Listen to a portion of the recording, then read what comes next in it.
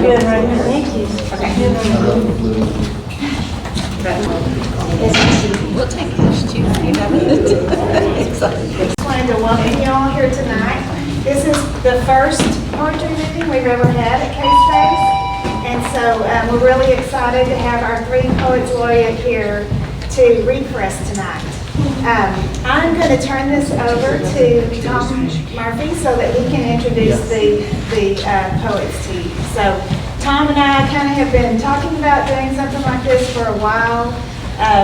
When he started the Poetry Festival, we were trying to work something out and it just didn't really jive with our schedule and everything. So anyway, we're really excited that we're finally having this happen here at KSpace tonight.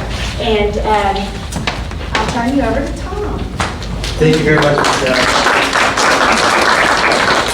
As Michelle mentioned, the People's Poetry Festival, that's going to be February 23rd, 24th, and 25th of next year, just to let you know. So I've been actually coming and working. Actually, I had art here one time between 2008 to 2012, and then I went back to full-time writing. So it's great, and that's what I've been doing. I just want to welcome everybody here. I think there's always been a great space, and it's the first time we've been able to really utilize it. So to much ado, there are books in the bag from all 3 of us. We're poets laureate, okay? Corpus Christi. And in some ways too, it's kind of hokey in some sense, I'd say, but it's also very serious because we elected ourselves, I mean, through the People's Poetry Festival, did that, okay? And then we got I kind of got the mayor's office to like officiate that, so everybody's given a proclamation of that, exonerated, not exonerated, that's the wrong word. Have you been exonerated? Yes. Okay, good. They wiped it right off to make us, to show that we're doing something really good in this community, okay? So the first poet laureate I want to introduce is Alan Berecka. He was poet laureate from 2017 to 2018. We always felt that probably our really original poet laureate was Rob Jackson, who was a professor at Texas A&M University Corpus Christi, and did so much work in the public and all with poetry and writing and working with from schools to all kinds of other things. But so we elected Alan, so please welcome Alan Berecka.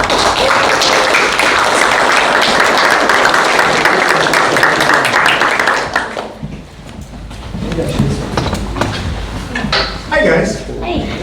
Everybody knows it's a poetry reading, right? Because there's a lot of people. I'm going to start out with a few older poems. Every time I'm in the car with my wife, she humors me and lets me listen to Willie's Roadhouse on Sirius XM because I love old-time country music. And the first poem steals its title from a Merle Haggard song, but it has nothing to do with Merle Haggard. It's called Mama Tried. Riding home from Mass in the back seat next to my sister, I turned to her a pink candy wafer between my forefinger and thumb. I said, "The body of Neko." I said, and she smiled, offered her tongue. Slap! My ear rang, burned, my face blistered red. Our mother, the nice one, was screaming in the bottom of a well through stars, "You've gone too far, the sacred is no joke." My sister's jaw dropped. This Sunday, our priest lowballed the number of communion wafers only to be confronted with an overflow crowd. He quickly began splitting each Eucharist into smaller and smaller shares until we in the back pew crowd arrived to receive an ort of Jesus. Back on our kneeler, I whispered to my wife, "Body of Christ, my ass, I think I got a big toe." She laughed. I flinched. So my good friend, Robin Carstensen is here, great poet herself. And Robin had a working relationship with a teacher at an elementary school, Incarnate Word. And she had to leave town and asked me to pinch hit. And so I read this poem. I'm reading this poem so I can read the next poem. Because I thought this was a great poem to read out of Catholic school. A Father's Confession. Bless me, my children, for I have sinned against you. In your infancy, I often feigned sleep. Listen to your cries until they roused your mother, who would stumble into her slippers and then stagger down the hall and into your rooms. And I have lied to each of you. Remember when the T-ball coach yelled to cover third so you dove on the base like a GI covering a hot grenade? That was not a mistake that everyone makes. Rudolph never ate the hay you made me place on the roof. Santa never downed your eggnog. Bambi's mother was not shot with a tranquilizing dart and shipped to a zoo. Goldfish don't sleep belly up, nor do they vacation in toilet bowls. I am not sure that fairy godmothers or guardian angels actually exist. For my countless outbursts of anger, for the time you spent fearing my temper, for the hours I spent ignoring you as I watched sports or sat on this worn green couch filling notebooks of endless drafts of forgettable poems, for these transgressions and for all of those I have left unsaid, please know I am heartily sorry. Know that I pray the two of you will thrive, find love, and will someday learn to forgive your father as I learned to absolve mine, as he did in kind. So I read that poem thinking, oh, it's okay. Here's a poem about reading this poem in a Catholic elementary school. And the last three lines are a haiku, one in your honor. Art restoration with warm breast and bright wings, from a poem by Gerard Manley Hopkins. Reading to Catholic sixth graders, I realized too late that my confession of doubts about the existence of guardian angels would draw a shocked gasp from their deep font of innocence, long forgotten by my ilk of cynic. I worry I have caused some long-term harm, but then watch as they recover to wade into penning their own poetry.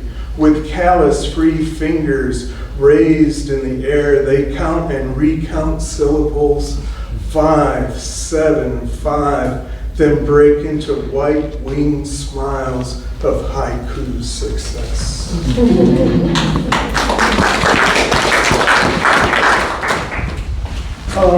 So I wanted to read some poems about Corpus Christi, or that I associate with Corpus Christi. And I'm no longer Catholic. I go to, although the priest hasn't seen me in a while, I supposedly go to All Saints Episcopal Church on Staples. And they, a few years back, hosted the first blessing of a same-sex marriage. And one of the ladies who was getting married asked me to write a poem for it. And this is the poem. Why we are here, the blessing and the blessed, for Jim and Joe, Judy and Vicky. Before they were born, there was the one word, and the word was both noun and verb, love.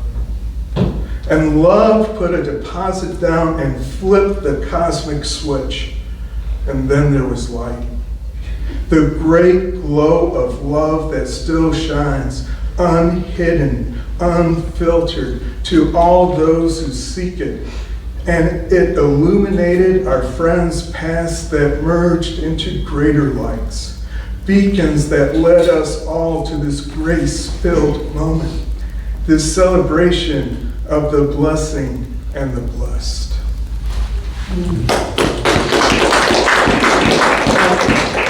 I've been a live librarian for way too long over at Del Mar College. I think, if I don't think that, I'm sure the administration thinks that. And a couple poems about the library. One of our patrons from a long time ago. Library patrons and conservation. The wild-haired, slightly crazed Jesus freak sat each day stinking mightily behind a public access computer.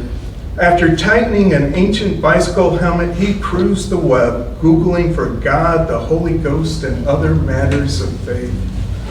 When what he found, he printed. Mountains of unbounded paper that he squeezed into plastic grocery bags. Each night he pedaled off, balancing the extra weight of his newly acquired knowledge. One day, while armored for action, he embarked on a cyber quest seeking visitations of the Virgin. But other women came to call, pop-up Jezebels, promising to be hot, wet, and waiting just for him inside. With the first click, Jesus fell from his name. The freak now spends lost days in search of free flesh, while loudly banging computer keys, combing for sex in city chat rooms until closing. Staff members have been directed by our boss to let the freak chat, since he now consumes much less paper than prior to his command. I often imagine the trees this command has saved. In one, I see a sated serpent slackened on a thick limb, eyeing the tree's darkly ripened fruit.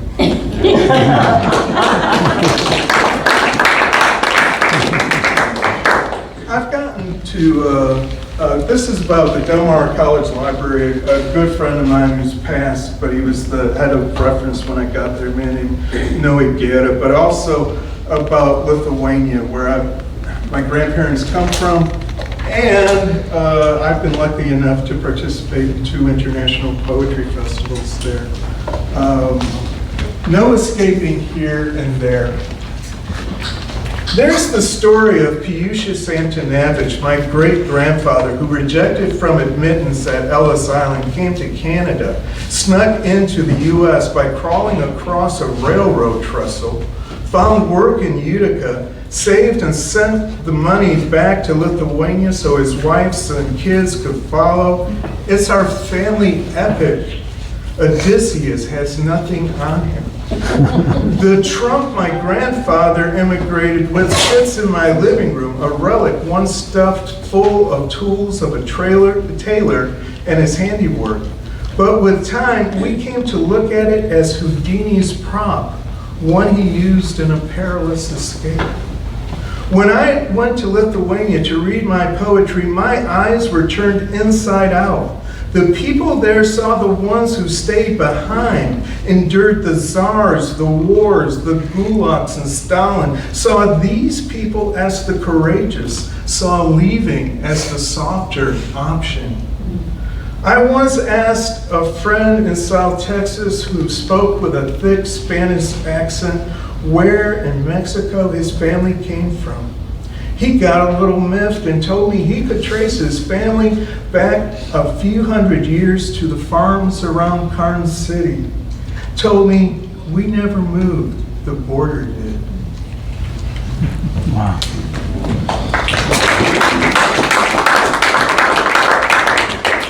Dickens was one of my favorite authors, and I stole another title. This one's called Petty Expectations. Not as great as Dickens, nor are my expectations. My new boss, the same guy who says he fears ending up in a poem someday, as if that could ever happen, sits waiting earnestly for my reply to his question, but his query does not compute. So I squirm and sit in my seat and sweat. I reconsider the question, what can we do to make you love your job? An extended paid leave keeps bolting from my brain. But I grind my teeth shut, not wanting the truth to escape because there's the mortgage, car payments, and my extravagant lifestyle that being a librarian at a community college affords me. So I'm next going all in on honesty and remain stumped. I mean, ever since I signed my first deal with Mammon one summer to bale hay for a crazed dairy farmer and moved on to engagement as garbage man, turd herder, weed whacker, mailroom geek, parking lot attendant, telephone operator, freshman comp teacher, newspaper delivery man, microfiche filer, and then falling into this gig as a librarian, I never asked more than a decent wage and a sane boss for any job. While my wife, our kids, our friends, my family, faith, and art have provided more meaning and joy and love than any man has a right to expect. But my boss is still waiting on an answer.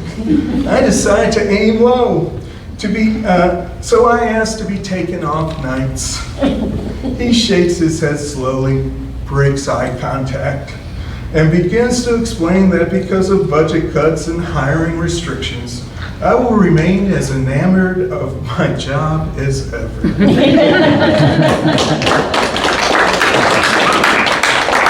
one's about our old boss, an honest day's work. The old director rarely ventured from her fifth-floor rookery, but one day she waddled and puffed as a self-assured empress penguin might up to me at the reference desk where I sat, pencil in hand, working intently on the day's crossword. Miffed at what she saw and hoping to instill some shame, she squawked, "Working hard today, Alan?"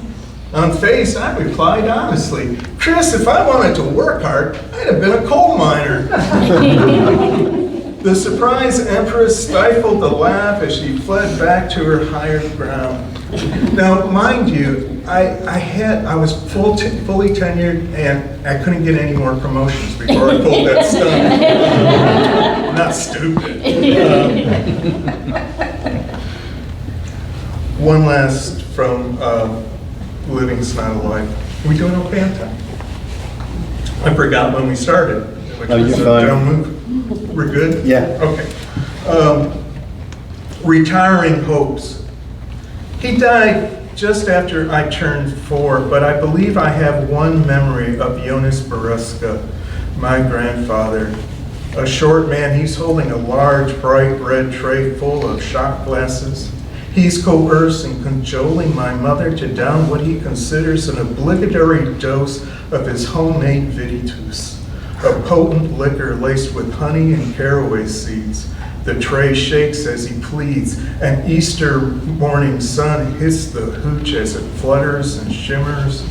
The memory ends. Everything else I know of the man has come secondhand.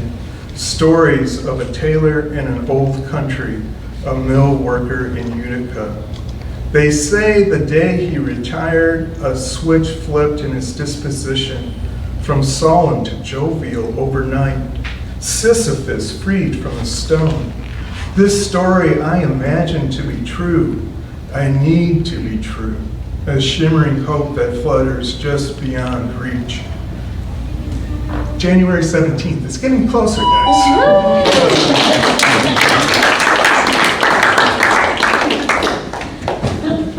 Here's 2 new poems. This, my friend Juan, and that's why I'm wearing this shirt. It's from one of his Yeah.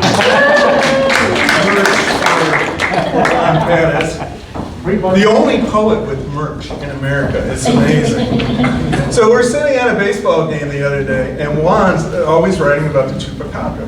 And he wanted me to start writing speculative poetry. So he said, "Alan, what's your people's monster?"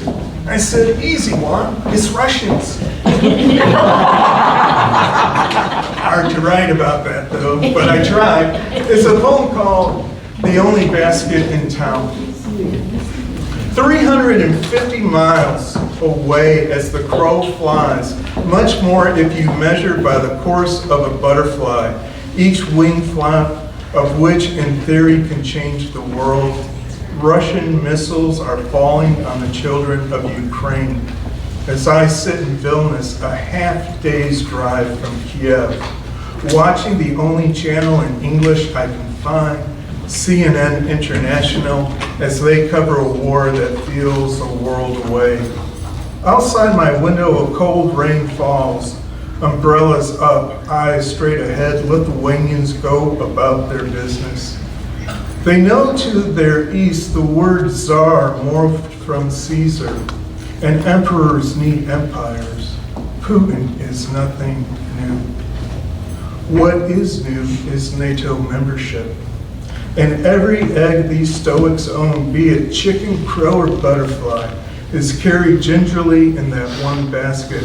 To show support for Kiev, they've dyed these eggs yellow and blue, as they hope this time something in the world has changed, and the eggs won't be busted or stained.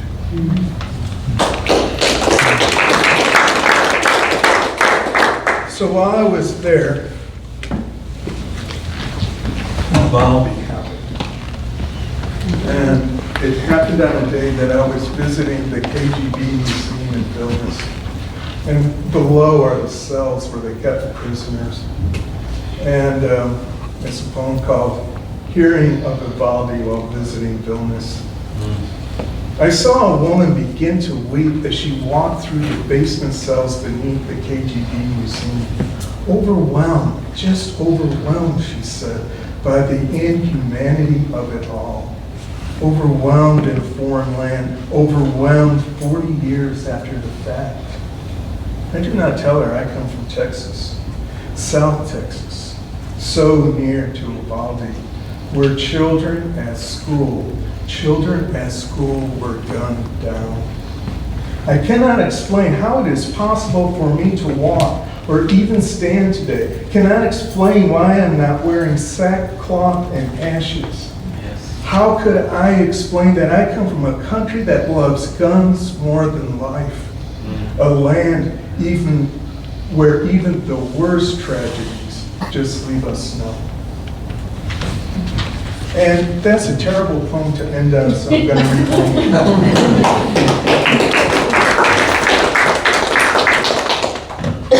And I don't know why. You know, Bob Hope always sang the same song at the end of his shows, and Danny Kaye had one. Those were old entertainer guys. The TV was black and white. It came through the air. It was a whole different time. But I've been finishing every poetry reading I've done for about the last 2 years with this poem. So I'm sorry if you're tired of hearing it, but Never. Never tired. Why matter might matter.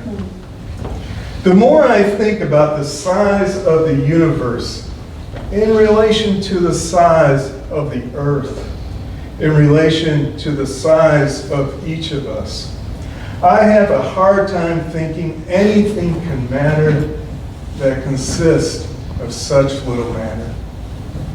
And yet there is a woman with green eyes who makes me forget the long gods with a certain look and a certain smile, and can make me stop thinking and start living as if there is so much that really does matter. Thank you for listening.